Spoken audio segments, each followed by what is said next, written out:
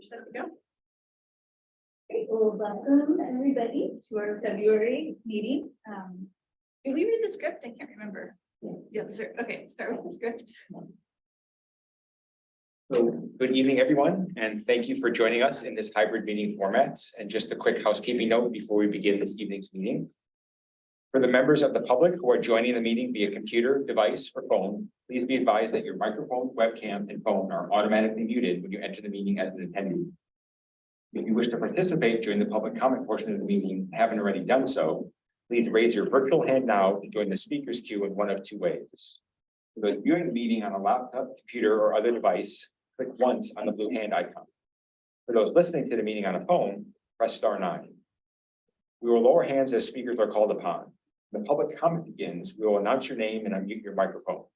You'll have 2 minutes to speak, after which your microphone will again be muted. Regarding the chat and QA functionality of Zoom, please note that attendees will not be able to use these features. Lastly, in accordance with the passage of HB 4212, this meeting is being recorded, and recordings will be posted to the Sustainability Commission websites. I want to again just thank everybody for their continued patience and flexibility as we continue to find ways to meet safely and hear from members of the community. As always, you can contact the Sustainability Commission if there is testimony you were not able to provide or wish to get to the commission in a different format. With that, I turn the meeting over to Chair. So we're going to start by reviewing and approving the agenda. I want a motion to approve the agenda. So moved. Great. Do you want to approve the agenda?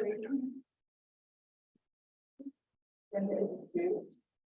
And the next item is the land acknowledgement. So going with our beyond the land acknowledgement, I want to share two things tonight. The first one is good news that you may have already heard about or not. This happened last month. There was a federal bill that passed in January, and it placed over 1,000 acres of federal land into a trust for the Creek tribe in Humboldt and Siskiyou counties. And I'm from Humboldt County, so I'm really familiar with this area. It took many, many years for this to happen.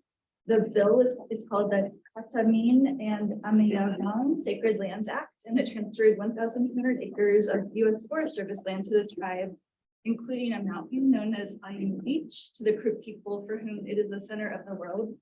And it sits at the confluence of the Klamath and Salmon rivers. And there's many other sacred sites in that land.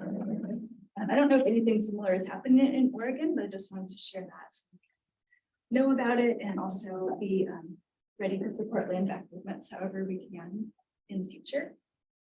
And the second thing I wanted to share was yesterday was Valentine's Day, and in many Indigenous people, that day is a day of remembrance and action for missing and murdered Indigenous women and people. So there were marches around the country, none in Oregon, and I know about in other places, and vigils. And there's a nonprofit I wanted to share with you all called Missing and Murdered Indigenous Women USA, and it's based in Oregon. And you can donate to that group if you want to support their efforts. Their website is mmiwus.org. Acknowledgements. And the next item is approving our minutes. Move to approve the January minutes. Second. All in favor?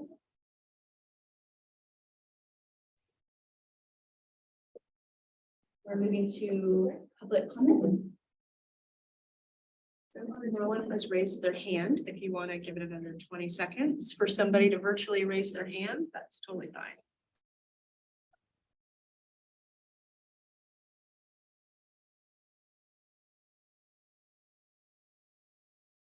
We're going to move on. So the next item is skipping number 3. Yeah, we're to item number 4, the potential mixed waste processing facility. And are you going to do introductions? Yeah, so we have sorry.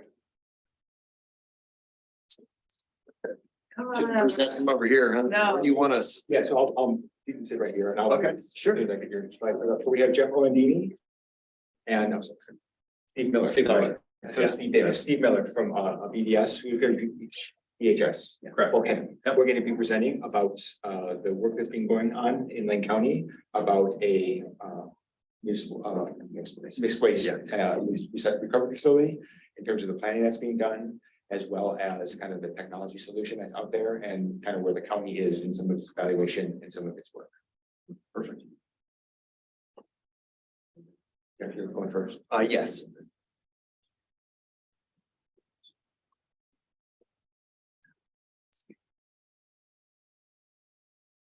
I think he's got the other. That's okay.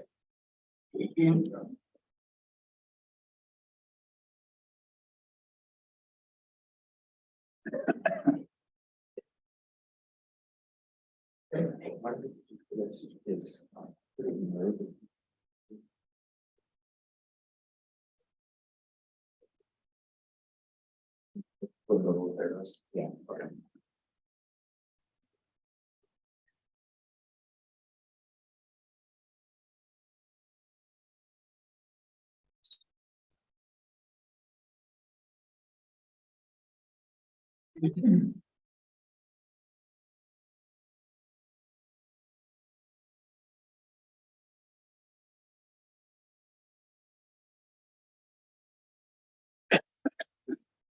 You guys want to tell us about you while he's getting Sure. the presentation up? Yeah, so as mentioned, my name is Jeff Rolandini. I'm the manager for our waste management division within the Public Works Department of Lane County.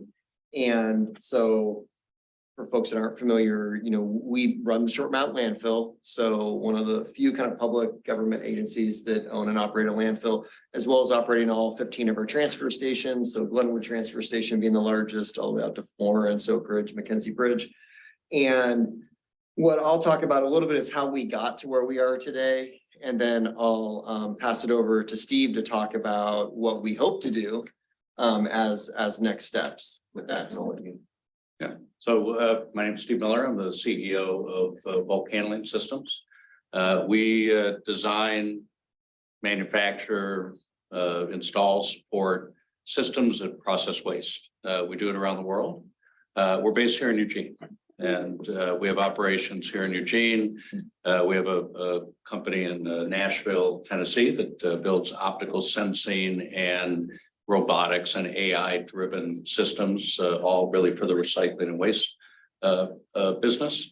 And a facility in Amsterdam that does density separation of waste. About 200 people here locally, 300 worldwide, and we do this all over the world. Different kinds of waste streams with a focus here on mixed waste, and then dealing with the organic waste and doing something beneficial with it. So we'll be showing you all the stuff we have around that. Perfect. Okay, so I don't have a large presentation, but I think it's definitely, especially with this group, worth demonstrating why we're where we're at. And so we're just going to talk about these three things today. Our own solid waste management plan and our recovery goal, and then our climate action plan for the county, how that integrates with waste management, and then the process we use to get to where we're partnering with bulk handling systems. So our solid waste management plan basically is intended to provide strategies for the waste shed through 2025 and beyond. It was 2025 is selected target date that we prioritize strategies to enable Lane County to reach its statutory goal of 63% recovery rate. We'll talk a little bit about what that means and how we got to 63%. And so we plan to re-up this plan in 2025 and kind of do it in 5-year increments. We're timed really well with some of the Recycling Modernization Act that's coming online in 2025, allow us to kind of reassess our own plan. We focused our plan into the 5 strategies, focus areas that you see there in terms of facilities, management, our partnerships, our programs, and then sustainable revenue.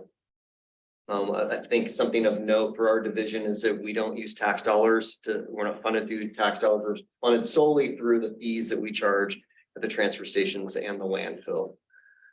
So our recovery goal, this shows you our composition, our waste composition. This is a little dated now. So 2016, during COVID, they weren't able to do any waste composition studies. We're actually going to have one done in the next few months. We'll have the results from the most current waste composition study later this calendar year. And so on this, what we're demonstrating is that when you look at kind of the wood and food debris, those are our two largest waste streams, not a surprise to most folks. And then, after that, we really get into things like construction and demolition. So all throughout our waste management plan, our food is a major component of what we're trying to reduce. What you do when you're managing the large waste shed is you're trying to pull out large chunks of waste, single items if you can, because it gives you the biggest kind of bang for your buck. And so that's what we were focused on, and one of the reasons why we're here today and at the point we are. The recovery goal was set at 63%. It's just as much of an aspirational goal as any other. You, as a county, you select that yourself. We basically selected something that was right on par with our partners up in Marion County and in the metro region, because we tend to be on par with where they're at. And so that's been our goal, to get to that by 2025. And essentially we're hovering, we'll kind of show you where we were, in the 50s, and to jump up almost 10% is very difficult without a major change. And so when you get into climate action, the graph on my left that shows the very large green area shows you that when you have the waste management division included in the county-based emissions, we are the single largest contributor. That's the landfill. That surprises nobody if you know landfills and the nature of the composition. If you realize that we have food and other organics going in there, that's going to turn into methane. Our methane capture system at the landfill is great. It's a nice story, but it's not nearly as efficient as we'd like it to be. So we do have a lot of fugitive emissions coming from the landfill. The pie chart on my right shows you, if they take the landfill out of the equation, how the rest of the county operations look in terms of their contributions to it. So they do that a lot because it makes it look so tiny. It helps you to realize where the others are. And lastly, what we decided to do was we did an anaerobic digester study to determine the feasibility of having one at the landfill, which essentially would take organics and process them before they enter the landfill. So they are, Steve will talk a bit more about that, but basically you're capturing landfill gas on the front end before it can go into the landfill. Therefore, it doesn't take years to kind of digest and break down and emit. You've captured it on the front end. It's a much quicker process, a much cleaner and efficient process. And so we looked into that, determined that it was feasible, and then put an RFP out a year ago, asking folks. We were very broad in scope, saying any way you can help us get to the 63% recovery goal, we'd like to hear from you. We had a number of respondents, and ultimately through a follow-up process and probably about a 6-month process, ended up selecting bulk handling systems to do that project. Because one thing you have to do is you have to get your hands on the organics. And what we were asking the respondents was not to change the way that we handle waste in Lane County. We didn't think it would be feasible to say, we're going to change the collection structure, because that's not something we control.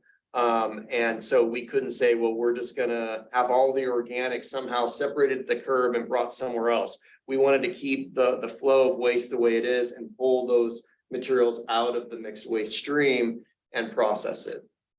And so we'll go on to the exciting presentation to tell you how we're going to do that and what we want to do. I hit the wrong. Bring that one up and then I'll do the first one. Right.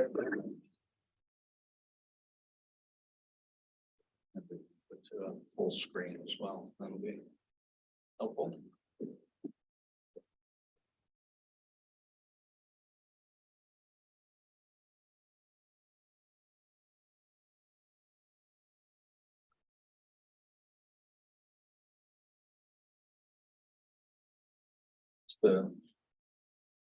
That's fine. That'll work. Great. Okay. Yeah. Good.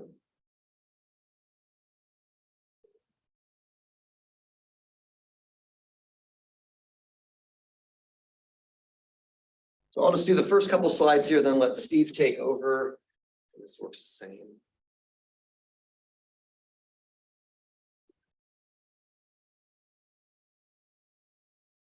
go. So these were our objectives.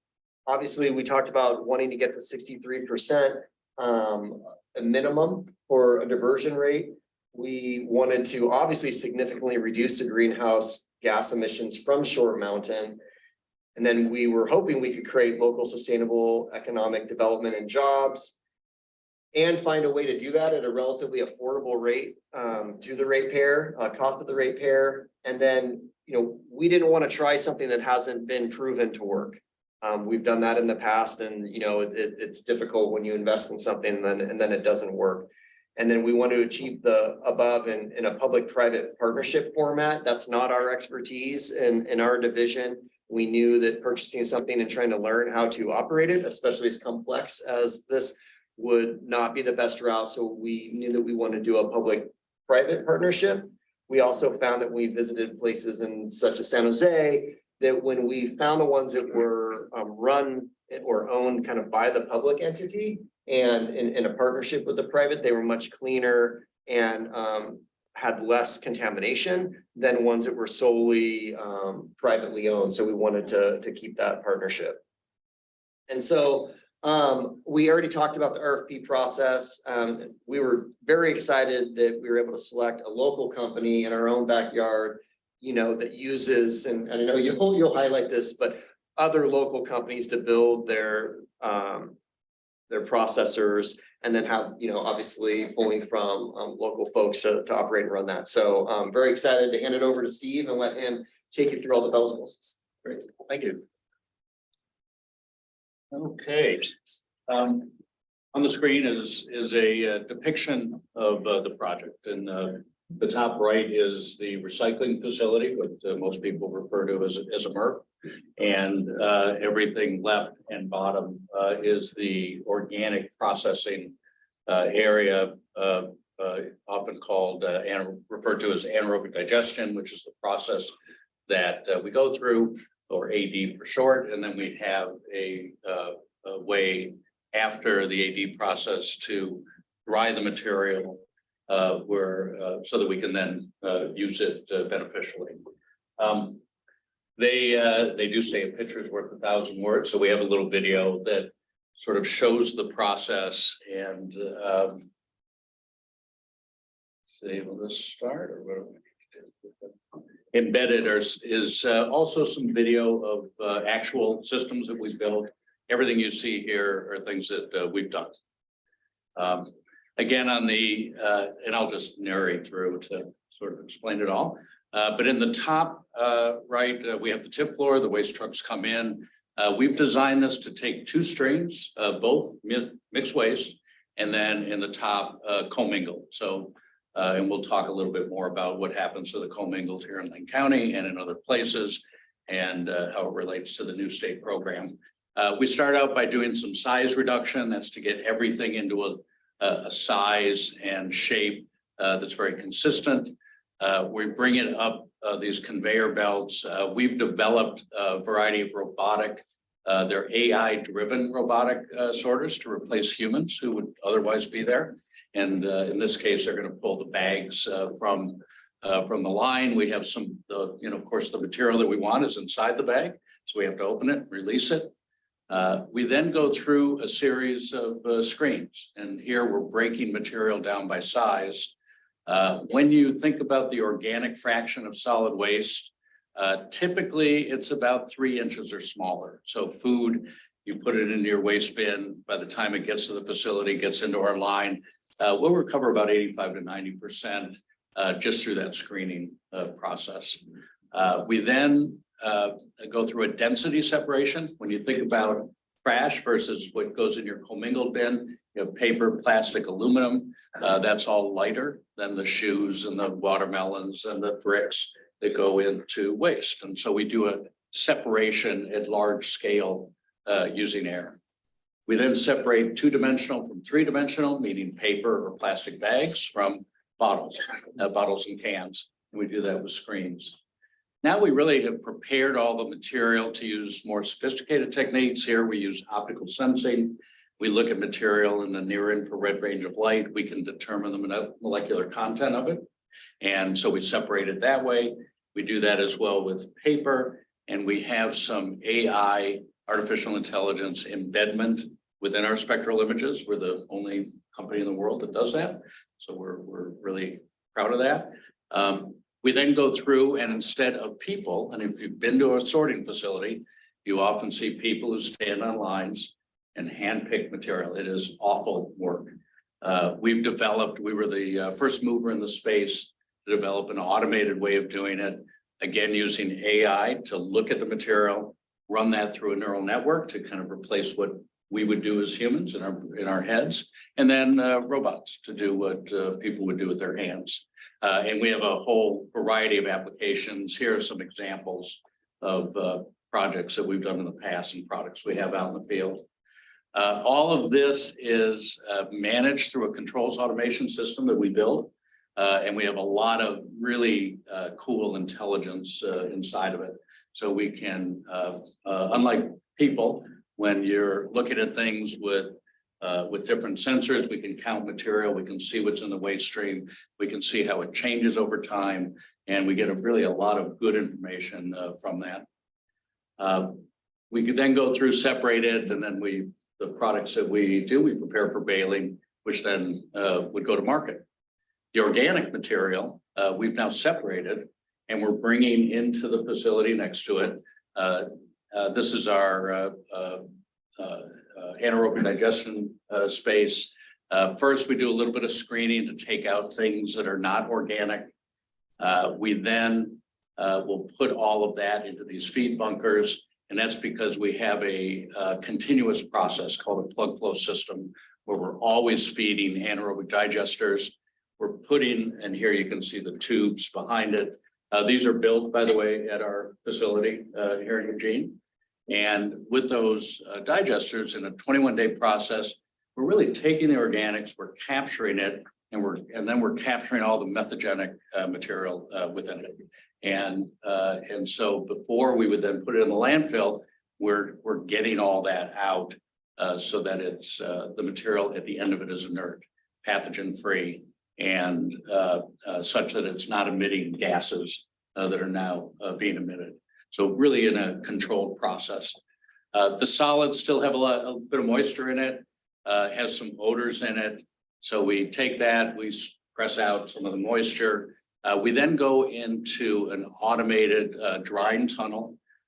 We really have technically compost at this point. This is all pathogen free, but we want to release the odors and dry it to some degree so that we can then use it at the landfill. Everything is inside of a building.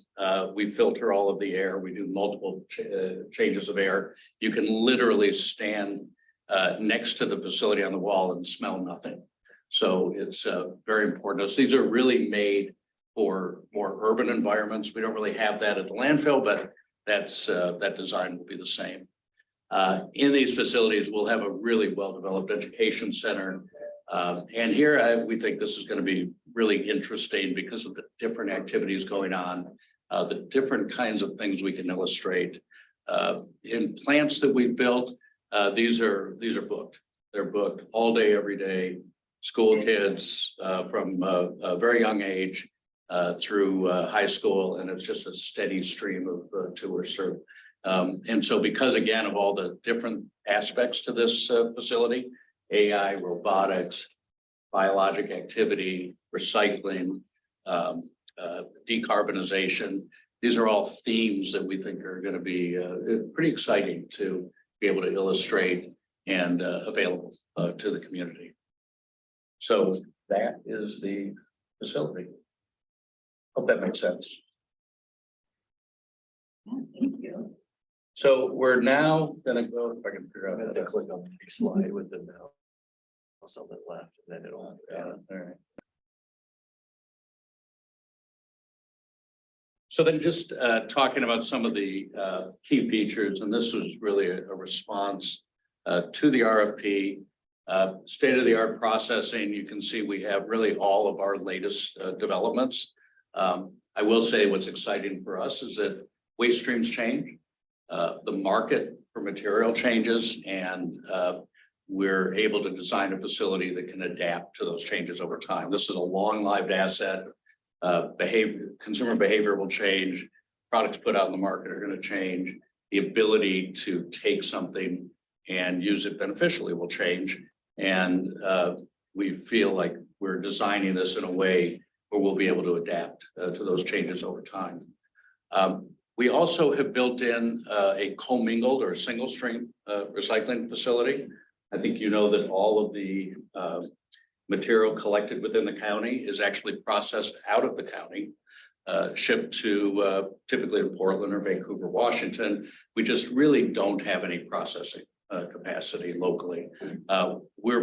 We're going to add that to this facility, and so that we'll be able to process all of the material generated locally here. We also, with the advent of the new Oregon law around recycling, we'll be able to take material coming in from other parts of Oregon and process it here.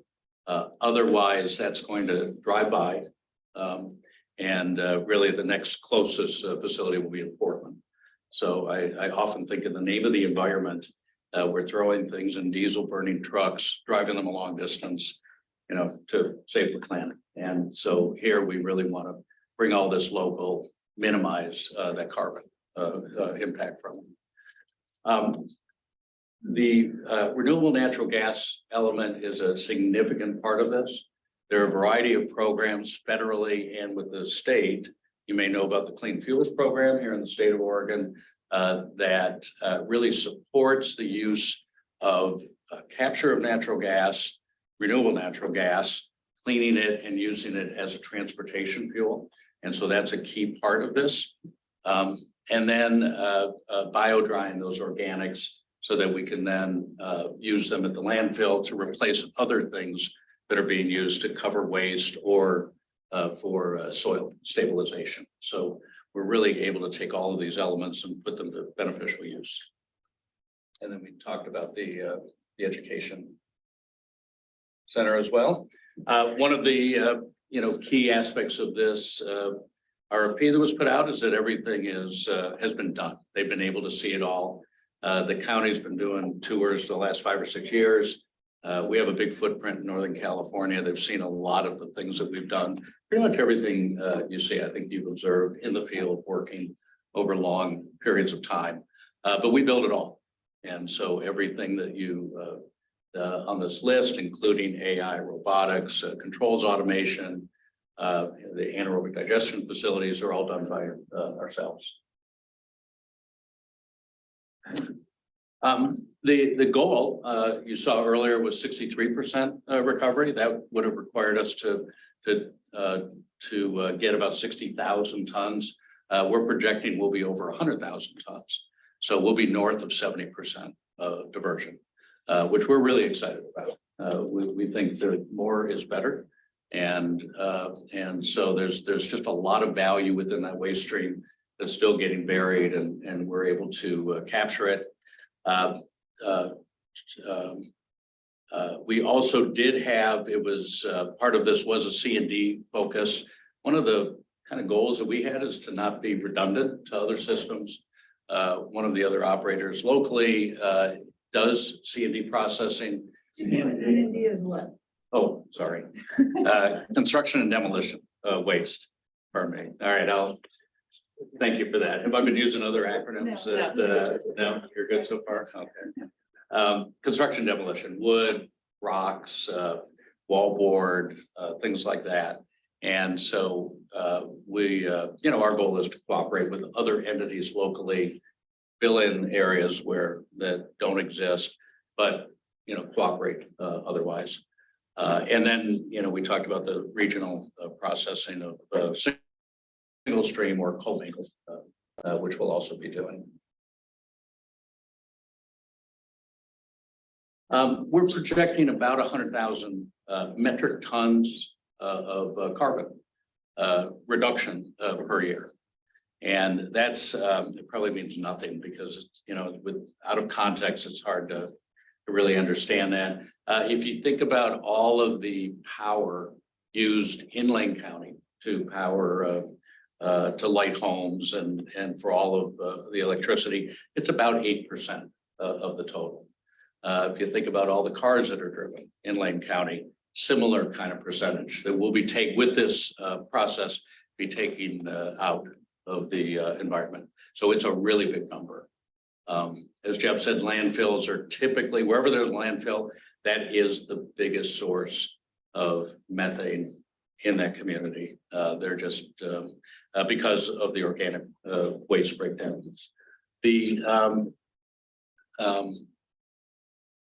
And then I think the other point here is that by processing locally, not having material shipped, we're going to save carbon that way as well. This was always kind of thought of as a local economic development program. We've tried to be consistent with that. And we sort of do that in our business anyway. Our steel supplier is Far West Steel. They're based in Springfield. We've had a 20-year relationship with those guys. And because we think that that's really good for our business to align with companies that are significant and can support us in a large way. They're actually the largest steel provider in the Northwest, so very big player. We've worked with a local construction company, same idea. We think that this, the furtherance of that economic development objective is important. In total, we project about 140 jobs that we're going to generate locally to build the facility. These are all, high-paying, skilled positions, both from ourselves and from the construction end. And then we'll have about 50 ongoing jobs, mostly skilled operators, mechanical, and electrical technicians as well. From the natural gas production, from the renewable natural gas that we're extracting, it is the same, can be used just like natural gas. And so we think of this in terms of diesel gallon equivalents. So how many, because most trucks on the road use diesel, and typically a bus or a truck that's burning diesel, an average route, they use about 10,000 gallons per year. We're generating 1.3 million diesel gallon equivalents, so enough to power 130 vehicles. One of the big moves in the whole waste space nationally is to move trucks from diesel to CNG, and so we're pretty excited about that to be able to provide that clean burning fuel. And really, one of the things that got us involved in this idea in the first place was the idea that you can power the vehicle that collects the waste from the gas generated by the waste itself. And so that whole circularity notion. And so this is going to be a very good generator. Under the Oregon Clean Fuels Program, we're producing what is thought of as a negative carbon intensity fuel. And that's because not only are we getting the gas out of waste that otherwise is going to produce methane, but we're avoiding the emissions from diesel generation. So you put all that combined and you have a really significant decrease in emissions.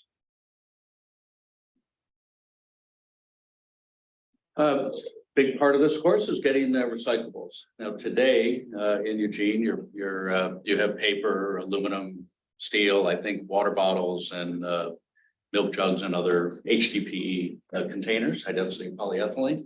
And we're going to actually expand that list.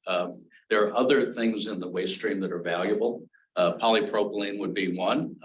Typically polypropylene nationwide, it's about 20 to 25% of all the plastic produced in the country. So it's a big part of that waste stream. We'll be pulling that out of the material stream. And we project to pull there's another class of plastic thought of collectively as polyolefins there's some really interesting technology developing that will be able to consume that. And so this is going to be more than simply the things that are now pulled out of the stream. We're going to add to that. What does it mean to process that? Pardon me? What do you mean by processing those things? I'm just trying to, you're still gonna bail it up and ship it somewhere. We're going to bail and ship it. Well, it's still, what's the difference than shipping it the way we're doing it now? I'm not, Well, there's still the shipping involved with the. Sure. Did everybody hear that question? Yeah. A couple things. Today, it's being shipped loose from the local community to another processor who is going to process it, bale it, and then ship it to a market. We're going to take that extra step away and just do it all here. When we think about processing, we're going to create a bale of polypropylene. That's going to go to someone who specifically has a system that takes that and then cleans it to put it into a new polypropylene product. So that's much like PET or HDP or anything else. Yeah. So since we're not collecting that in our current commingled collection, are you going to be pulling that out of the waste stream? We'll pull that out of the waste stream. And then are you gonna do the same thing with organics as well? That will, I'd be interested to know what you're pulling out of the waste stream. Well, so everything that we're describing really relates to the mixed waste facility. When we look at then the commingled side, we'll also be taking all of that plus things like paper and, because that's a very clean stream. Whereas on the organic side, or on the mixed waste side, some of the paper in there gets soiled and really the paper mills don't want that. So that'll go into the AD system rather than as a paper product. So you're essentially, what I think I'm hearing you're saying is that with the mixed waste sort of you're doing that you're, well, you said that you're pulling paper out and there's so many other items that wouldn't necessarily go to an anaerobic digester, or would it? And then, Maybe, did you come in late? Because he. did he say that? he- Okay, I'll be yeah, quiet then. Did you? I'm Yeah, sorry. no, I that's just all want to right. make sure. No, I'm happy to, so when you think about the mixed waste stream, or you think about the commingled stream. So the commingled stream are specific items that are segregated. And it's some percentage of the total available. So not everybody puts it in the recycle bin. Within a certain residence, you'll get different percentages. You then have different activity in multifamily units, some units with more transients, people who are moving in and out. And so you see this range of outcomes. So some is still left in the mixed waste. And so as part of the facility, we're going to take out all the stuff that didn't get into the commingled container. So we'll have that capability. At the same time, we'll take the material out of the commingled stream and process that. So we're segregating each thing there by type. That makes sense? The education center, we talked about that. And what we hope to do is really align with some of the local groups to design something that really meets the community need. And so that's at this moment a blank slate. We've done this in a variety of places. And but I think we have the opportunity to do more here because of all the, just the variety of technologies that are going to be there.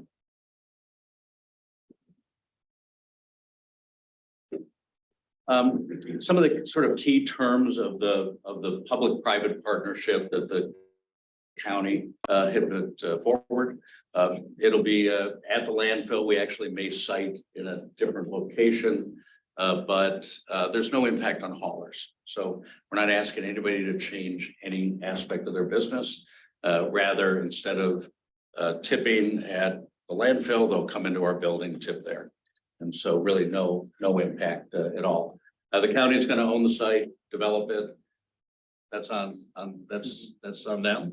We'll do the rest. We'll fund the build out of the entire system. We're projecting in total about 100 million for the project, 30 of which will go to the county, and the balance would be for ourselves.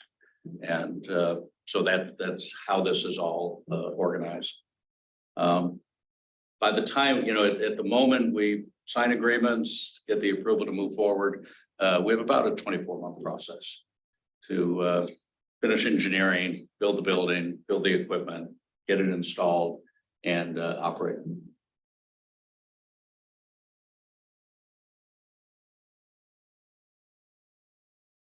This might even be your section. I'm gonna turn it back to you. Yeah, I think, the $1 million question or $100 million question is, how you fund that over time.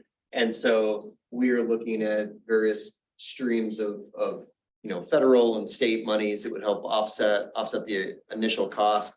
Our initial target is $30 million because that's the cost for us to construct the building so that Bulk Handling Systems can come in and place their equipment in there. And so there's a couple ways that, you fund these things. I mean, the main one that people are concerned about is the tip fee, what it does for the tip fee at the landfill. So we charge per ton, and then how that then rolls into what the ratepayer pays at the curb. It's not a 1-to-1 formula, so if I raise it $10 a ton, that's not a $10 a month raise, or 10% increase. It's not a 10% increase at the curb. A large portion of the fees that we have to pay at the curb, is for the drivers and the equipment, as well as the recycle stream. So recycling is by no means free. Recycling currently is a little more than double the landfill rate per ton, at least what we're getting charged to take commingle. So there's one benefit is that this project would create a traditional MRF side that would help us to not be as beholden to the markets that we send it to, but build a market it ourselves and hopefully decrease the volatility in the recycle market. Also, by increasing 25+ years of landfill life, which is about a third increase, we have about a 75-year lifespan right now. It slows the rate that I need to save to build the next landfill cell. So our last landfill cell that we're currently filling, we constructed the last 2 years, costs approximately $18 million. It'll last about 12 years currently. So I need to find another $18 to $20 million in the next 12 years so we can build the next landfill cell.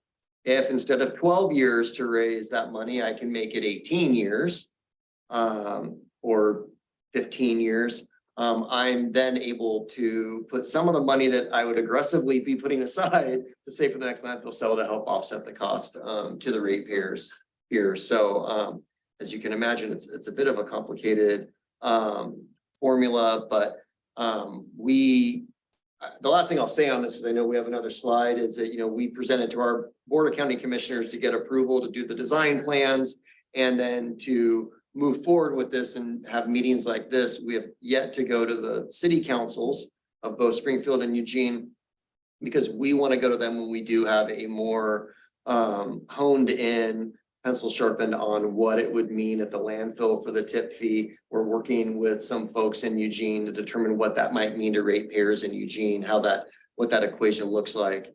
And so, we don't have that as of yet, what it would mean in terms of the fees and how it would impact the ratepayers.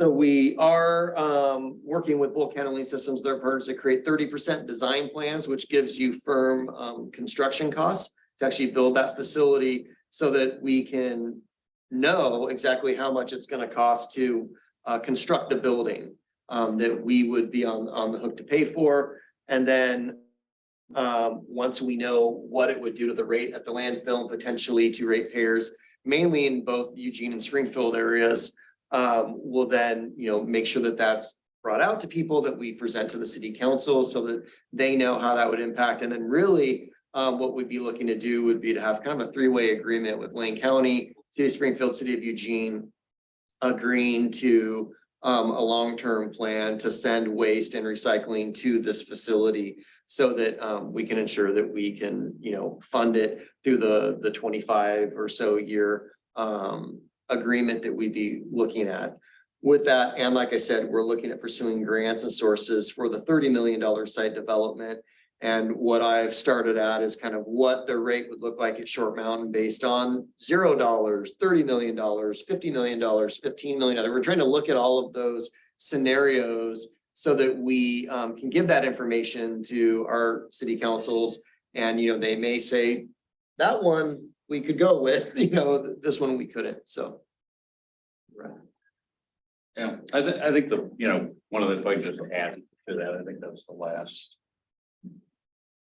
slide. Another nice picture. Things like recycling, diversion of organic waste from landfill, putting these systems in, it's not free. And which is why when you look nationwide and worldwide, so many places still just take trash and bury it. There are impacts. And so really, what we're doing, of course, is trying to minimize that, minimize the cost of the ratepayer. We think that what is developed is quite low and cost effective, but it is more. And so it takes some resolve. And, people have to say, yes, we want that. That's important to us. It's part of the, what we want in our community. And that at some moment, there's gonna, people are gonna have to make decisions about that as to those rates. So, anyway, that's the idea, the plan. So. I think we have some questions. Art and Lisa. Just trying to understand the business model that you have Yeah. for this facility, because there's $70 million there. You're going to still own the equipment that's We there. will. We'll own and operate. And then you'll make profit off the gas and the recyclables and stuff, and somehow you'll make a profit off of this and pay back the 70 million. Correct. Yeah. So when you think about it's really a pretty simple calculus. We have a tip fee that we'll charge that has some revenue. We'll have the sale of recyclable material. We'll have the sale of renewable natural gas that will also provide revenue. That funds all of this activity and more. We have an agreement with the county where we are going to take a certain amount, the first, tranche, in order to pay the bills and keep everything going. But the markets for recyclables are fluid. They sometimes go up, sometimes go down. We'll have some minimums, but as we get more value, we have a sharing arrangement with the county. And so, I think it's reasonable to expect that there are going to be moments where there's a pretty significant flow into the county. We also have the idea around processing the commingled. We're going to do that, but the county is going to get a host fee associated with that. And as we bring material in outside the county, that they'll get a fee for that as well. So it's really a sharing kind of arrangement in the way we've structured it. The tipping fees go up and down with the market for recycling. No, typically it'll be constant. Yes, it's interesting. Yeah, no, It's an that'll interesting situation. be constant. And I think it's important to know, the tip fees of the landfill have to be approved by the Board of County Commissioners. So we don't set those, we can't raise those up and down. The formula that we've created with bulk handling systems shows both the tons that we send to them to process, what we pay to them to do that, what they pay us to then get rid of the discards on the other side, as well as that host fee is all embedded in there. And then we make the predictions on, how the waste will increase year by year based on our own kind of predictions of it's about a 1% increase. And so we have that formula so we can, it's not what we pay for the tip fee is not the bottom line. It's okay, now we take our host fee out of that, we take what they send back to us at that rate out of it, and that's how we get to the bottom line. So we've embedded just about everything except for what Volcanolene would be marketing the recyclables for, because we simply get a host fee on that. It would be constant. Talk to Santa back about trucks. Have you talked to Santa Packback? I mean, that was a nice model that you had. It is a nice model. We haven't talked to them there, but you guys are free to talk to them. I believe there's a market out there for your. Oh, there is. Yeah, there absolutely is. You know, the way the system works, we'll be plugging into Northwest Naturals pipeline. And we're actually able to wheel it to others, even outside the state. And so we'll have agreements, even though it's not a direct, you know, sort of thing. If you looked on our website, you'll see, for example, photos of one of our facilities with trucks parked. So at the end of every shift, the truck comes back and they plug in. Drivers go home, next morning, tank is full and they're on their way. And it's from the gas coming out of the anaerobic digestion system. This is a little bit different, you know, because of its size and scale. So it's not really necessary for, you know, anyone to convert. We think it, you know, obviously from a carbon point of view, it makes sense. And as fleets age and you get to replacement, many are going that direction. It'd be more realistic that we might use our transfer trailers to run off that gas, since, you know, we have those going to all 15 transfer stations to haul recyclables and waste. LTDs also express interest, and eventually, I think that's closer to a 10-year plan to go and convert a number of buses to that gas. So I think that, you know, the idea is that day one, there's not that local market, but it will develop. If, you know, we can make it.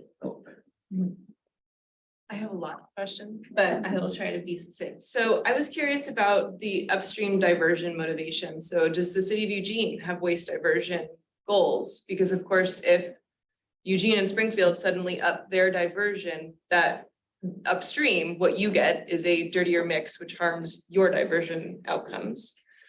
Such, you mean if city of Eugene was to Suddenly not ban send you any organics. Mhm. Right, so if they banned organics in the waste stream, essentially, is what you mean. Well, or Is it ethical? if it's diverted before it gets to you, so you're not getting the full mix of Yes. waste. So what we would be doing is signing with those other partners, with Springfield and Eugene, and saying, we're gonna send our recyclables and our curbside waste to the landfill. They would sign on to the same contract that we would, a long-term contract, to guarantee that. I think realistically, what could impact us would be if they implemented a ban on an organic would be the big one. Somehow found a way to say there's a different curbside bin that we put all our organics in. I'll be interested to see how the current system has impacted your organic stream at Short Mountain. Because, you know, we know that since the last study that Springfield and Eugene both have started allowing food waste to go into the yard debris bin. We know based on the pilot that they did that the participation's not nearly as high as we all would hope or think. And so I'll be interested to see what that composition looks like from that change. But yes, it would impact us if there was a major change. Yeah, a lot of those programs, people have tried that in many locations. It's a very expensive thing to do. So We're not great at diversion. I mean, we're not great at separating. I get that, but you know, so programs that have not been successful in Eugene, you know, the contract we've had for you know, the Love Food Not Waste program and the fact that we cannot actually take compostables, paper products or compostable forks in that system while forcing our food sellers to pay for them has been really sort of negatively impacting the community. And so with this system, we would end that contract with the company that currently takes that waste stream. Not necessarily. Not So necessarily. this whole RFP was based on the waste composition study. So I believe that program was in effect when, you know, based on the waste comp they were analyzed. How long's that been in effect? Anybody Love Food know? Not Waste program? Was it older than 2016? Yes. Okay. Oh, yeah. So Oh, yeah. 2016 is the waste comp that study. they're going off of. So whatever that waste stream was in 2016 is what they're basing the composition off. I'd only say consumer behavior is sticky. doesn't change very much. As we look around, it's mostly demographic based. And so it's hard to change that. So you mentioned that you would be accepting waste from outside of the jurisdiction, passing through, so waste, new waste sources, new commingled, not Yes. municipal solid. No. Okay, so that would increase diversion rates, or that would not be counted for? In terms of diversion, I believe that the home county, so if Douglas County, for example, decided to use our MRF to send recyclables, they would count those just like so we currently don't have a MRF. Right. So all of ours goes to EcoSort, repackages, sends up to Portland. We still get credit for that diversion. Portland doesn't. So it wouldn't increase our diversion because those would be counted for the originating community. We would just get the increased commodity, which we could then sell or they could market. Sure. Sorry, I won't take up everybody's time, but this facility is gonna have pretty significant power needs. What is the electricity source for this facility? That's a good question. I don't know. Oh. I don't know. I can get back to him. Okay. Yeah. Is there on-site power being considered? There is. Maybe I can think through the answer. There are a couple things we can do with the biogas. One is to put it through what's known as a combined heat and power unit. And which is what they do at the county now, and generate our own electricity. One of our models, actually our initial model, that's what we were doing. So we were self-powering everything. There was no need to bring in any electricity, which we thought was again, cool element. But as it turns out, the value of the natural gas to go into a truck was much higher. And so we could do it that way, but we would rather not do it that way. We think we can create more value to the county by doing it the way that we're now doing. And we are gonna, we've been talking with potentially good company to create an analysis of actually what the footprint would be to build the facility and then to run it so that we can understand how that impacts the net. Benefit. Yeah. Where are bailed markets? So you're gonna hard bail, polypropylene or, there's a huge need for things like renewable PET. Lots of people want to use renewable plastics or recycled plastics. We have a lack of that available clean stream. So I think the hope that folks had was that this would benefit West Coast availability of those things. But if we don't have a producer to take that back to a nurdle, where does that leave us? Yeah, great question. And you have to kind of think of this in the context of time as well. Not only is the state of Oregon demanding through their new legislation higher percentages of recycled content, but other places are doing that as well. California has passed their legislation requiring extraordinary amounts of recycled content. So the whole of the industry is running to try and figure out where to get it. It's facilities like this that will provide it. Right now, there's some local consumers. Denton would be one in Portland that uses PET and HDPE. Not sure about polypropylene. I was just here in Eugene, the PacTech facility consumes significant quantities of polyethylene, which they buy out of both Canada and a facility in California mostly. And so developing these new sources, though, are really important to them. For example, if we were to create, a scale where someone like Denton could support them, then that now, you're shortening all those supply chains and really making it much more regional, local in scope. Paper is, pretty available, cardboard. There are several paper mills within the region, including the IP mill that uses cardboard. Mixed paper, a little different animal, and that's, there are a variety of places where that could go. Aluminum, ferrous steel, multiples of places. Yes.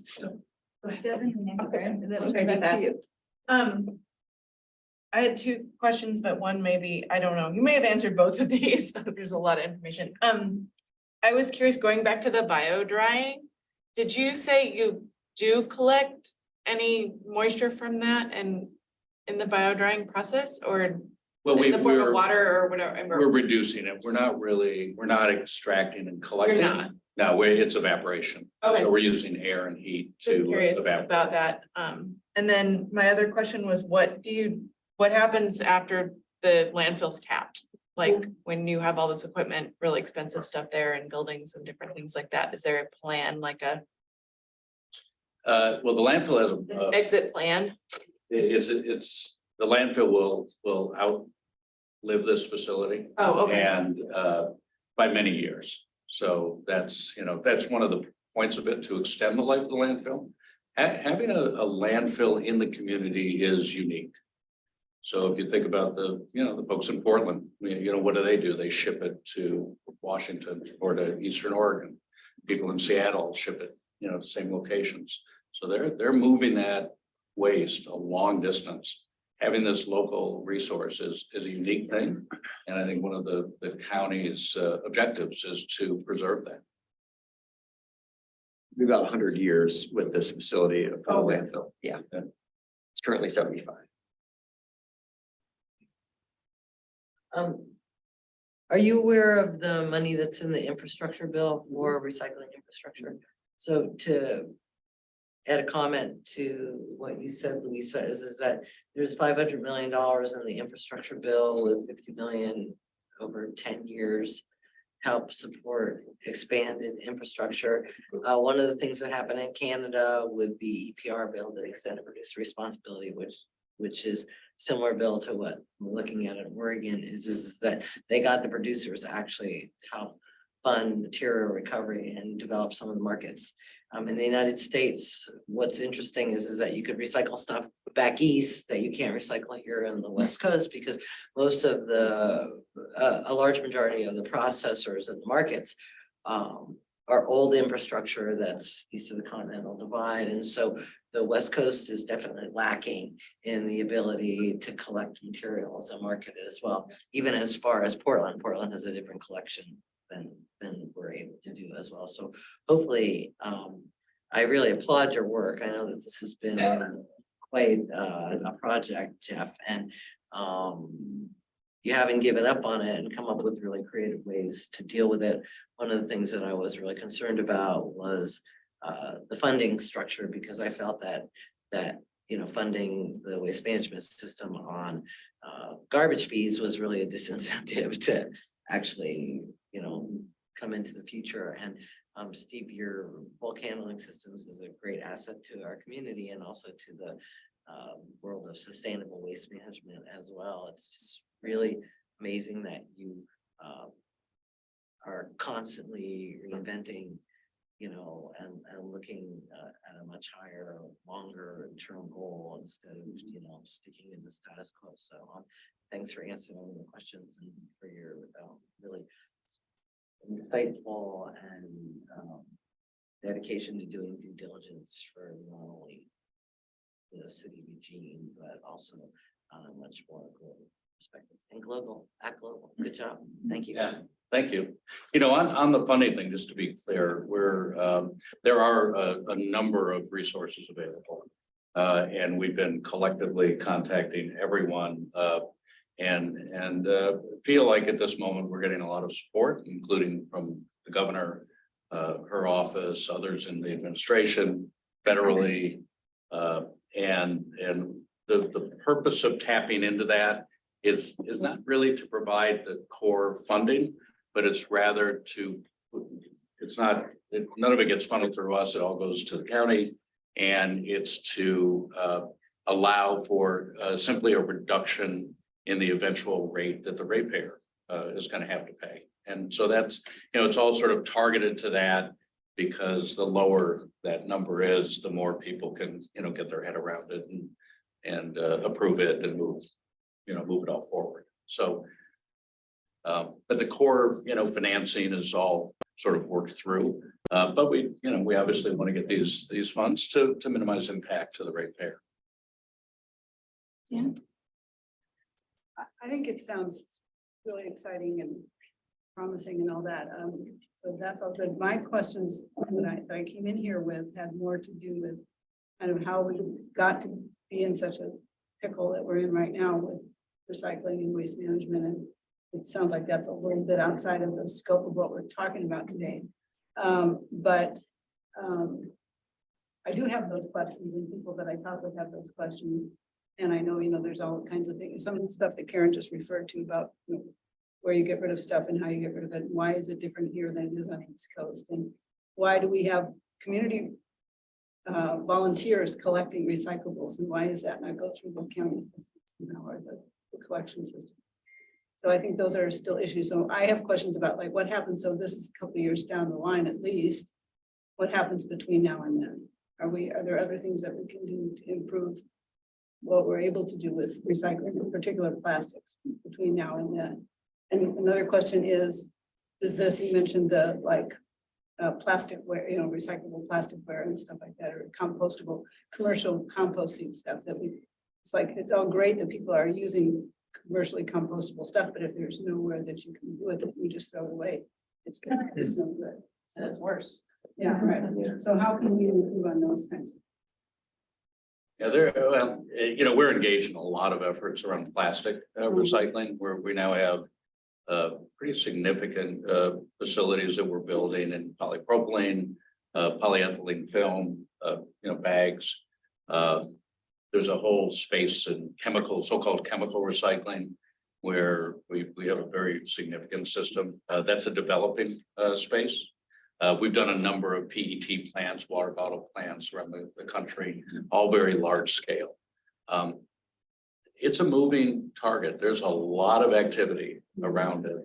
And I expect that there's going to be significant infrastructure in the next 5 to 10 years around that. It really has to be.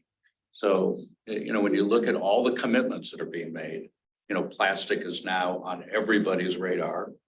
All the companies, oil and gas, petrochemical, consumer products, they're all saying, look, our customers are telling us they want us to do this differently, and they're responding. And so there's going to be a big buildup in that infrastructure, and what's possible, I think, will change over time. But these are, with infrastructure, it does have a pace that, goes over time. Right. And I would say we don't have plans to do anything different with plastic in the next 2 years. What we're really struggling with right now is how we can adapt to Senate Bill 582 and what's going to come out of that in 2 years, and whether or not we can even operate our transfer stations based on the requirements of what you have to accept in 2 years. And so we're really trying to figure out at these small transfer stations, are you going to be able to expand what you collect and transport it and make that happen? And we also are beholden, we serve in the recycle arena in the county. We're kind of like a hauler, like we can only take it to who will accept it. So we're beholden to EcoSort, where we bring the vast majority of our material too, and the pricing fluctuations from them, just like Lane Apex would be. And so, yeah, I wanted to be clear, I don't think in the next 2 years that we're going to be able to change our system to accept more plastics, mainly because we're more concerned about whether or not we're going to be able to collect what they add to the list in 2 years. Just one more little quick question. You may not know the answer to this, or maybe somebody else should have the answer. But so, for example, now that the local haulers are accepting 1s and 2s in the commingle, but only of a certain shape. Why is that? If it's a 1 or a 2, why does it matter what shape it is? I don't know the answer. Yeah, it really, the market has been fluid. Usually that nobody cares about it when it goes up. They never describe it as fluid. It's usually when it goes down. And so there, historically, so much of the recycle stream generated in the US was sent to Asia. That was true of plastics. It was true of paper. China was the big user. China has now banned the importation of recycled paper. They started that in 17, finalized it in 20. Pardon me? I understand. Yeah. I've heard that. Yeah. Well, can I take a stab at that? Is that okay? What's that? Okay, That so- answered it. So years ago, when my dad was eating sour cream out of a wax container, plastics came along and they put all, you guys are too young for this, but the plastic industry came along and did a big campaign about how great and wonderful plastics are. And then there was a lot of pressure from the plastic industry because consumers were really concerned about this problem with plastics. And so they all got together and then they created 7 codes, 1 through 7, right? But they lumped like over 1,500 different resin types into these 7 different categories, okay? And the problem is that from a chemical standpoint, the different shapes, there's blow molded, and there's different kinds of molding processes, but they took these chemicals and then put them into 1 through 7, and not all of them are the same and can be recycled the same. You know, you have a Nancy's yogurt tub that's now polypropylene, but it also is HDPE, and it has different chemical properties. And so that's where it got really messed up. And they should eliminate all the codes and kind of start from scratch, which is something that's going to happen with this modernization bill. So it was just a marketing strategy to try to make everyone feel good about how it went. So anyway, sorry, thanks for letting me tell that story. I think we have time for one last question. Go ahead, Art. Oh, sorry. The comment which was about how do we get here, and you're noting that the companies are responding to this. So there was a thing in the New York Times recently that I sent along to Karen and said, you know, when ExxonMobil announced their record $56 billion annual profit in their report, they also noted that the company had established one of the largest advanced recycling facilities in North America, capable of processing more than 80 million pounds of plastic waste per year. Pretty great. Also in the report, it notes that they produced 13.2 billion pounds of the polymers used to make plastics in the same year. So, yeah, so we can greenwash what we can do, and we can try to feel good about it, we'll feel good about our facility, but we're just getting up, this stuff just keeps thrown at us, and and it's difficult in our society to change what we're doing. Yeah, I would just say that, you know, there's a lot of greenwashing. And you gotta look between the lines. So whenever you see somebody reference something in millions of pounds or billions of pounds, it's usually they're trying to hide the fact that they're not doing all that much, you know. But the other end of the business is doing a lot more. I had a quick question. Just trying to understand the carbon cycle of these organics. So currently, we finally got to be able to put it in the recycling ones.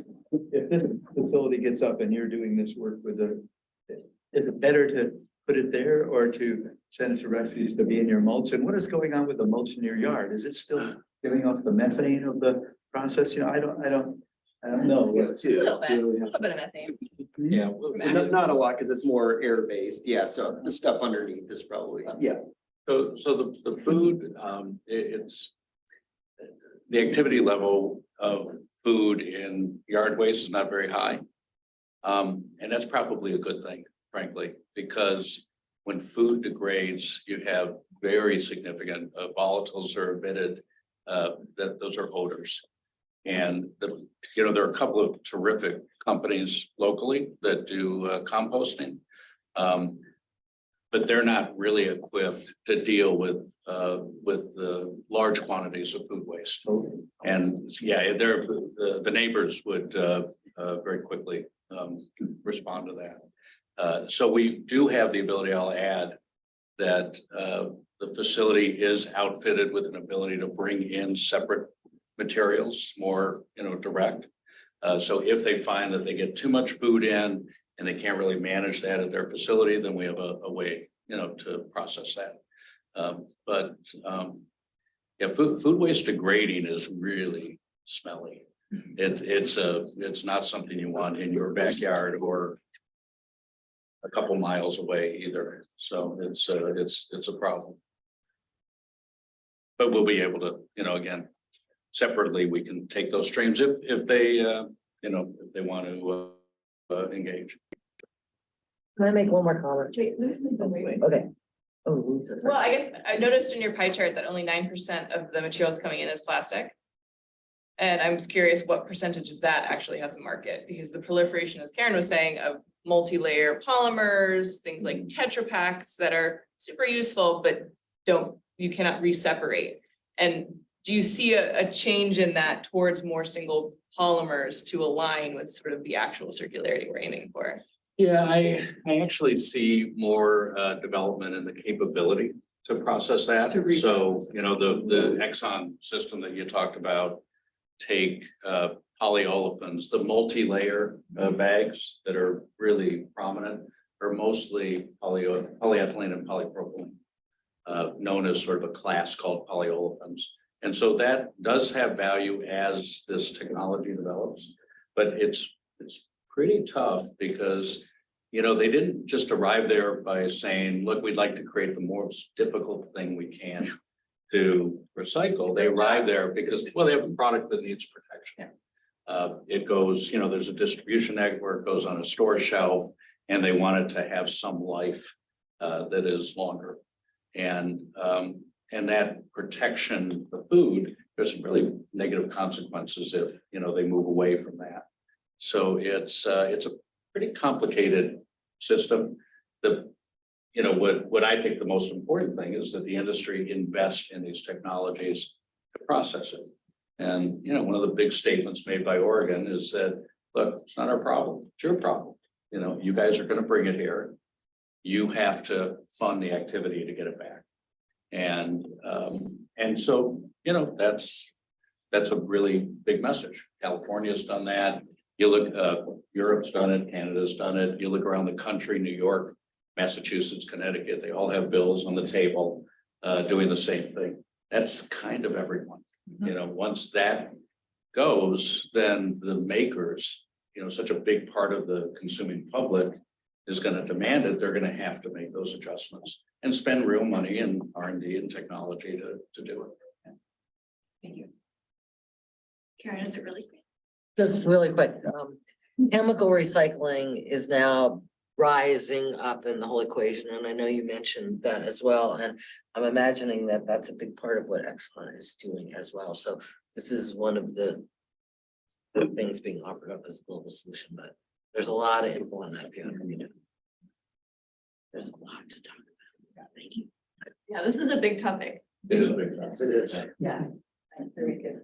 Talk longer, but thank you so much for coming. Your time is really. Thank you guys for your attention. Appreciate it. Thank you for doing the work you do. Pardon me? Thank you for doing the work you do. Oh, yeah, absolutely. Thank you. Thanks. Yeah, waste in the city of Eugene's GHG inventory profile? Yeah. And you probably survey the haulers, I don't remember where they did. where that data comes from? Yeah. Yeah, it's by weight. Yeah. And so do we have internal diversion goals in the city of Eugene? For waste diversion? Insofar as they relate to greenhouse gas reduction was yes, but Yeah. there's a specific, I should probably, it's probably a question. Thanks. For Deveron, okay. You have a couple more agenda items. If people want to just go through it, or do you guys want to take a little straight? There's not much. Okay, we are going on. So our next item is a outreach and education committee. So as you know, we had a committee and many of you were in it. And we made a plan, what we want to do next, which is to create a presentation, maybe a few materials, but kind of a simple thing that we can share with people with groups. And we can use existing graphics. If there is resources available, we could do more, but we aren't asking for more. So this proposal is to kind of reconvene this committee with that new goal. So let's look at that. Does anyone have questions about the proposal? You said the proposal. Second. Okay, all in favor?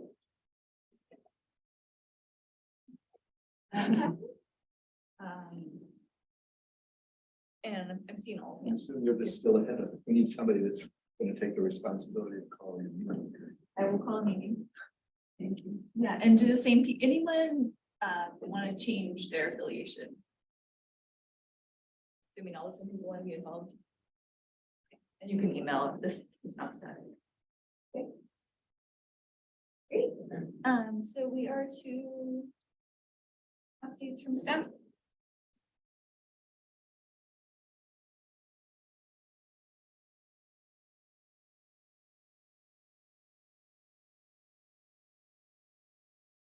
I'll do, because Councilor Semple's not here, we're gonna do kind of a joint staff plus council update. So just a couple things in terms of some upcoming work sessions and hearings. So the first is something that's coming up next week, which is a work session on the advanced terminal study for the airport. And it's really just looking at kind of demand, growth projections, and at kind of where the airport's going over the next few years. And they had a consultant study and then come in, just present the findings of that study, but that's the big work session, just to talk about where the airport is. Terminal expansion, some of the work being done there. As well as there's actually a chapter in this where they're trying to look at some of this work kind of through a sustainability resilience fund. So they're actually trying to look at this with kind of a true bottom line perspective in terms of what they're trying to do. So that's sort of an interesting thing as part of the study that they're working on. There's also going to be a joint hearing on 2 weeks. Yes, in 2 weeks. That's basically looking again at urban reserves, and it's going to be a joint session between Lane County and the city of Eugene. Talking about that as well. I think for me, what's really interesting about this is how this is going to interplay with all of the work that's going to be done under climate friendly equitable communities work and climate friendly areas, and how that might incorporate a lot of growth in the community and kind of what that means in terms of the need for some of these urban reserves as we move forward in the community, kind of the ongoing discussion that's going on for that. So those are 2 hearings I thought would be of interest. Again, I mentioned this last time, but eWeb is going to be doing a town hall next week on their integrated resource plan. I know they've done some work with some neighborhood communities. They've been doing some other work as well, but basically just talking about kind of what they see as, forthcoming demand out to about 2042 and the resources they could be using. And so they've done a couple of presentations on that already, and this is an opportunity for members of the public to participate in that. Isn't there one on Thursday that's we were invited, the commissioners were all invited to? Focused on environmental groups. Yeah, there was an instrument, but an invite. Yeah, so like, I got it. yeah. Yeah, I think so. Smart for that. I think it's, I was just checking the time on that. I have it down at 1 p.m. Yeah, I've got it I think down that's- for 5:30. Yeah, so yes, there's no, I wasn't sure who that was invited to that. Yeah, I know some of the environmental groups in town that they're doing a presentation on that as well. So that's forthcoming. And for the one on the 21st, they're holding that in person. So if you wanted to show up at US facility on Roosevelt and do it there, they'll also have virtual, so doing on Teams or Zoom. And I can send around the website for that to everybody in the commission, so you kind of have that in register or have the information on how to log in for that. And then just on council updates, a couple of things. So I don't know if people are aware of this, but council decided to approve the city moving forward to actually purchase the eWeb, the former eWeb headquarters building.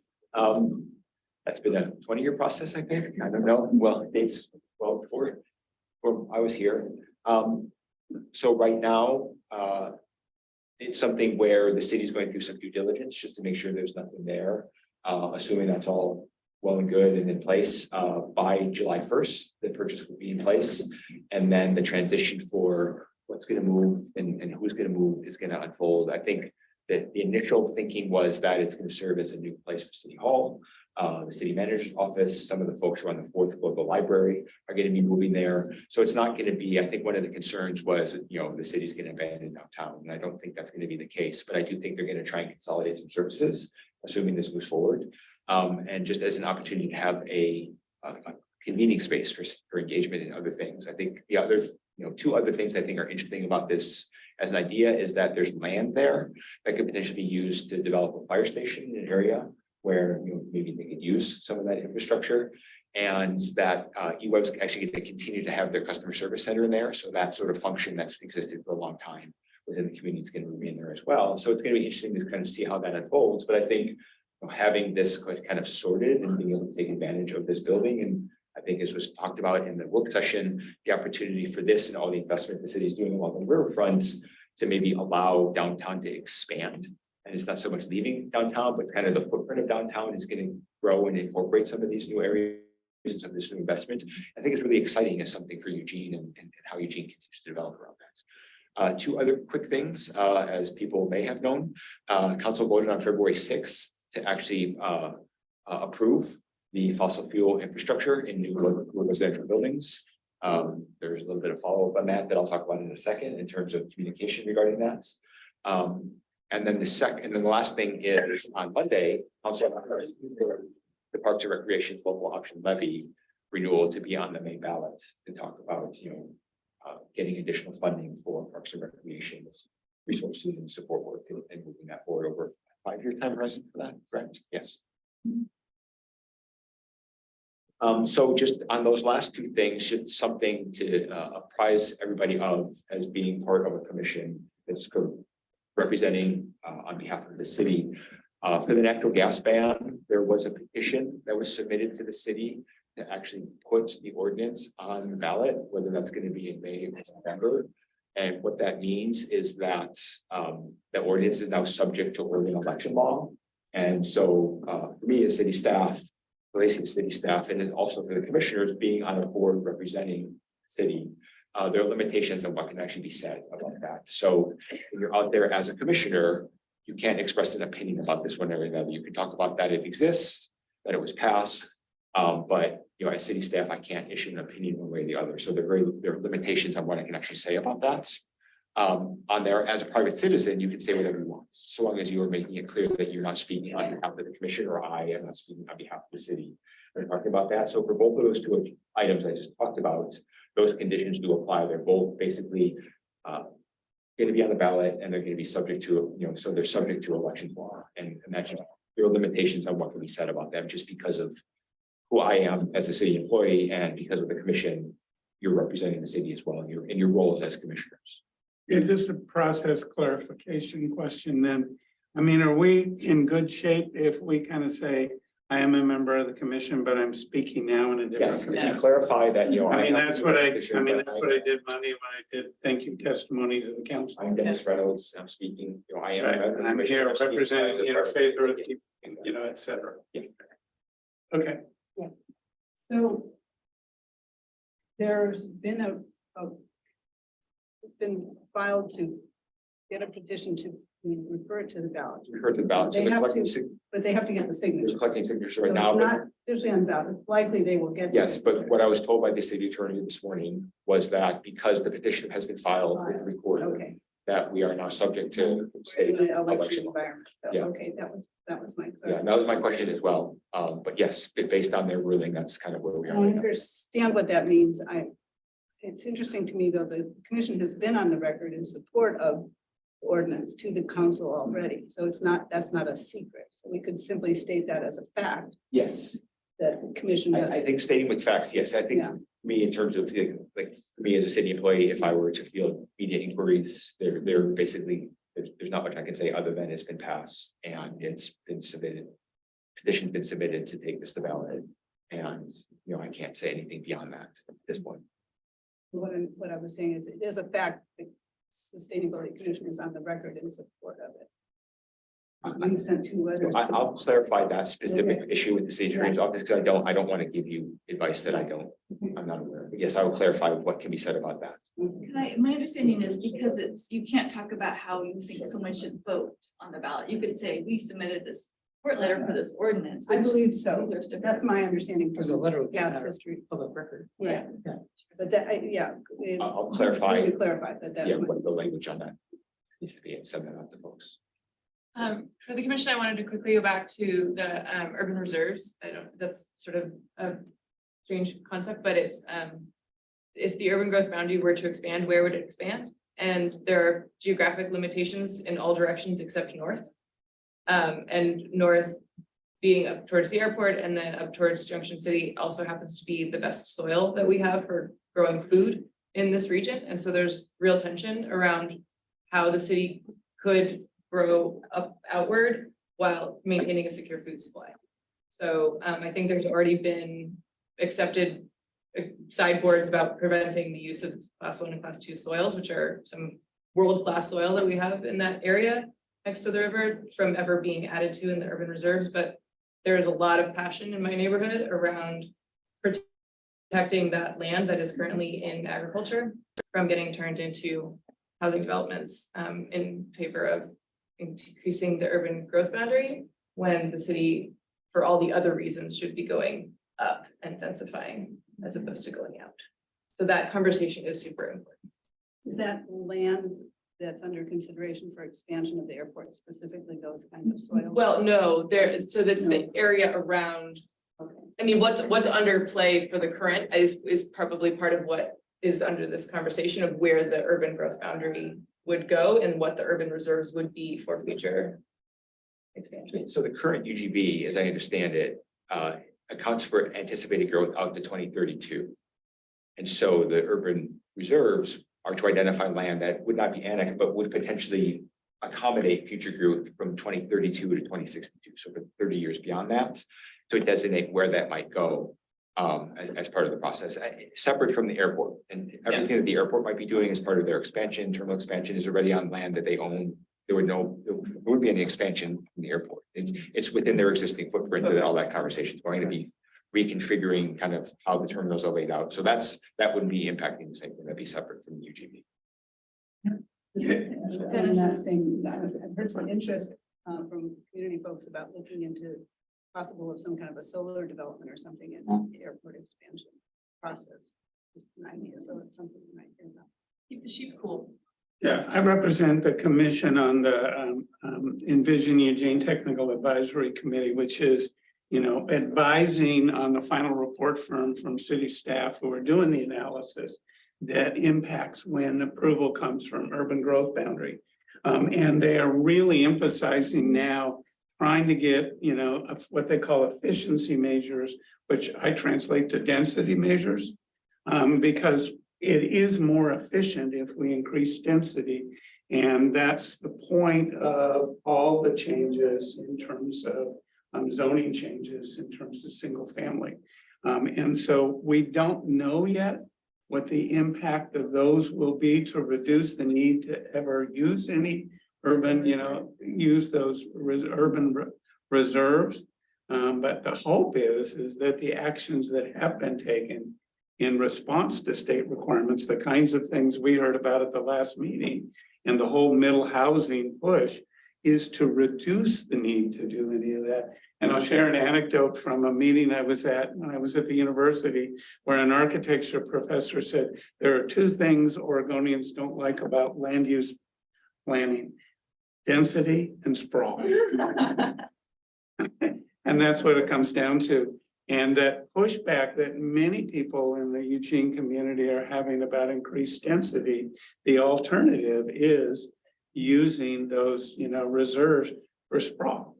And I think, you know, any opportunities, and maybe we look at that and some part of the information the commission shares, that those are the choices we're facing. And, you know, the impacts on transportation and everything else that come with those issues. So part of it is, you're right, cropland, prime cropland. Those are the big updates. Any update on your staff? It's moving. We are in the process of checking references and going through the process, so we're close. We're getting there. There's a. Am I allowed to give an update on the panel? Oh, how it felt to you? Oh, On the what? I was on the So, panel. yes, so sorry, we had panel interviews of the final 4 candidates a few weeks ago, and Laura was on the panel along with 2 city staff, and a couple folks. Representatives from other communities. Just don't use applicant names right now, please. Yes. Okay, thank you. Group of people. It was, yeah, really impressed with the quality qualifications, and like. It was good. And it was really good discussion and nice to have the community partners there. I really appreciate that you guys are doing that for the hiring. Really good feedback from everybody in the panel, me, so it's really helpful in thinking about the role and how it's gonna serve the. What are the positions that we're looking for at this point? So right now it's basically the climate analyst position. So it's the position that Sam Roberts had formerly held. With probably some similar roles being done for that as well. Supporting this body and work on the cabinet implementation and work like that. So we're close, but I'm kind of working the city's process. For my first time, so I'm learning myself as I try to figure out how to navigate that. Okay, any commissioner updates? I actually had a question, which was regarding the presentation we had tonight. And I know a lot of years we have differing density of people who are very enthusiastic for committees and projects. And this year, I guess, you know, in the new modality of how the commission is, we don't have sort of side committees except for outreach. And so is there anybody who has a thought of anything that could be or should be done on behalf of the City of Eugene Sustainability Commission from the presentation we got tonight? Is there messaging? Is there questions we would like to answer?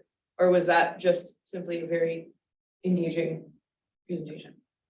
Specifically related to what we heard tonight. Yeah.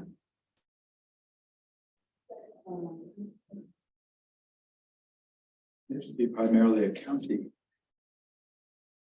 initiative at this point, in some sense. I mean, clearly they will have meetings with the city. You know, say we were impressed. I don't think we hear us have any necessarily pointed concerns about better look into this or anything to advise the council. I don't know. There was some comment like that we had. I mean, the questions that I kept poking back to were like the city's profile of waste as an emissions component. And if we were to divert less, or you know, if the city were to change its contracts for diversion in favor of sending more undiverted waste to Short Mountain, how would that actually affect Eugene's responsibility for emissions profiling? Which is a question I genuinely don't know the answer to. But I would be curious to find out if there could be sort of math problem negative impacts from that would not just need to be considered. Again, emissions reductions are emissions reductions. I don't really care who they are, where they're coming from, but how we quantify the emissions associated with waste versus recycling versus compostables in the city of Eugene. And how that might change if we were to suddenly shift how we think about how waste moves. Oh, in terms of how they're accounted for. Yeah. Got it. Yeah. Okay, what'd you say? So in terms of how those emissions are accounted for, who gets the credit for Right. the emissions reduction activity? Well, it might also be interesting to hear from our own waste management and recycling staff, to hear what they think about that and what efforts we are making or not making and how that would interface with this. Yeah.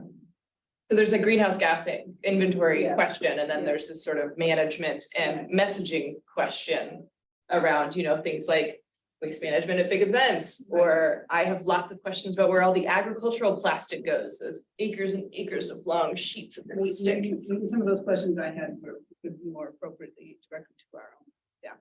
To City of Eugene stuff. So there's any follow-up that anybody was curious about, or if anybody wanted to like have a tiny subcommittee with me to ponder those things any further.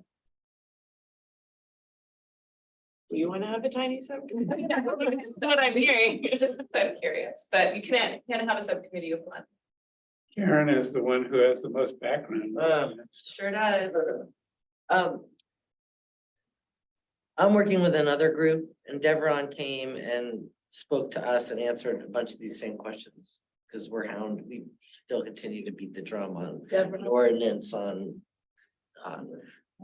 large events and I mean, all different kinds of stuff. She's been going out to talk to neighborhood associations as well. Pardon? She's been going out to talk to neighborhood associations as well. Yeah, it would be really Stuff. great. They're doing a lot of really cool stuff. Deborah Deveron is- is the head of she's the interim solid waste manager.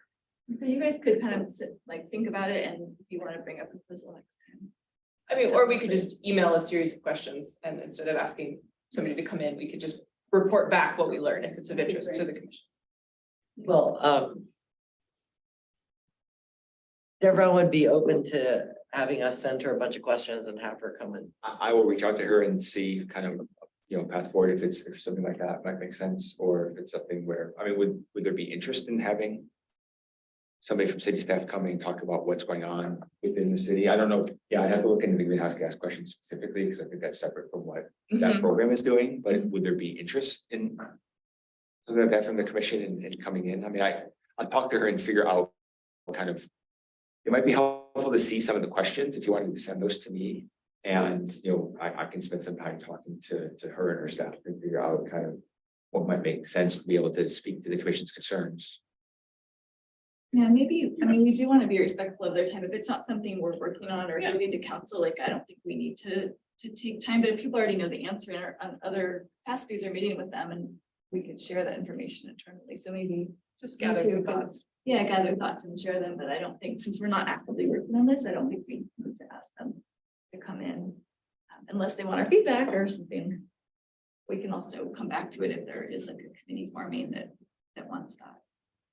And we invited the county because there is potentially gonna be a not insignificant greenhouse gas impact from the work if this Right. work gets put into place, and so that seemed explicitly related to kind of the.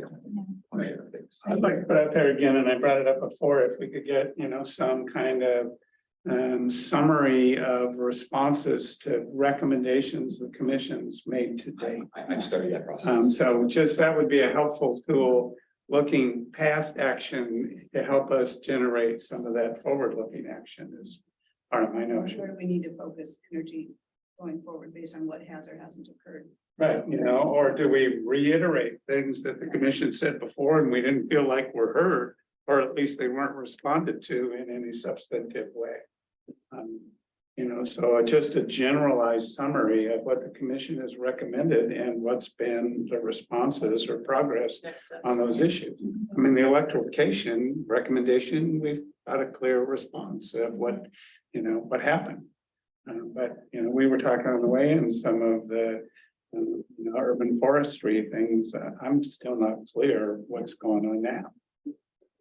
Well, we lost our forester to the state, I think. Updating the plan, I think. And it seemed to be the last I ever heard of it. So that's something to check into. Yeah, it's not getting, it's still being done. Yeah. It is being done. Plan, yeah, so they're working on that to bring, to So bring it'd be the good to get a council. report on that would be sometime around nice. Arbor Day, yeah, and I know that, that city staff. Still trying to figure out how to schedule this, but city staff want to come to the commission to begin the conversation about street trees and the planning around Yeah. that. Right. and everything like that. So this ties into that as well. As it was required that we have input. Yes. Scourge, concrete biosphats. And that's actually a place where there's potential opportunity to work with the former city forester who now works for the state, in that there is actually forestry reforestation money in the IRA and opportunities to leverage some of the street trees resources potentially. And, begin to think about that as well. Yeah. Yeah. Ian's told us before that city staff is working on a plan to communicate with the community about the electrification and decarbonization efforts. I know y'all are working on that, and you said last time it was going to be some time, but I'd like us to stay on top of that and figure out what's going on, and also how this election situation affects that. With that. As of this morning, it's changed our thinking a little bit about that, just because some of the conversation specific to electrification may not be able to happen until the election is actually sorted. Really too bad. Isn't that just like a heartbreaking So- lost opportunity? So we're trying to figure out kind of how to have this conversation on decarbonization. Well, Separated from. yes, Right. and what that means, and is that meaningful, and can we move this ball It's forward? really too bad that we're moving forward in the community with this without having had that opportunity. to do that. I believe that was part of the intention. To create diversions and confusion in the process moving forward. So if that's happening, which sounds a little bit like a shell game. Then. Would there be potentially an opportunity for the information to be gotten to the community through other sources that aren't stamped as us or the city? I mean, we would know the people in the community that are the most ardent supporters and have the financial capacity to help facilitate like that. I mean, I know it's not something. Yeah, sorry. And we're on a tangent. So I'm gonna pull us back. We are, any commissioner updates? Any, we're at the end and we can, talk and after, but I think in the meeting we're pretty much wrapped up.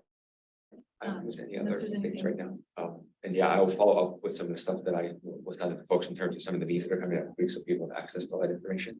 If people are interested, I can send basically information on in particular the work that was done in terms of the levy. If people are interested, we can do some of that to get a sense of what's in there. I know that the city is actually working on kind of a information packet. It's kind of a neutral information packet on that has to go through the state, but basically it's going to be information about what the bonds within the levy proposal, kind of what it's going to cover, what the finances are, what potential impacts might be if it were to pass. That is something that once it's ready, I can share with the Parks and commission Rec as well. building. Yes, the part, yeah. Jen, did you have a? I just wanted to tag on to that because I was gonna say that before when we were talking about the other election situation. But again, based on, my previous experience at the city, the way the election rules are that city can and usually does put out a neutral information piece on any election measure. So I think that would also apply to the electrification measure. It could be a factual information piece could go out from the city. There are discussions on that. It hasn't been resolved what that is. I think a lot of this kind of came to a head this morning with media inquiries and some other things in the city, basically wanting to wrap its head around I'm sure, kind of what yeah. the approach needs to be for this. Okay, I think we are done. Thanks, everybody. Sam.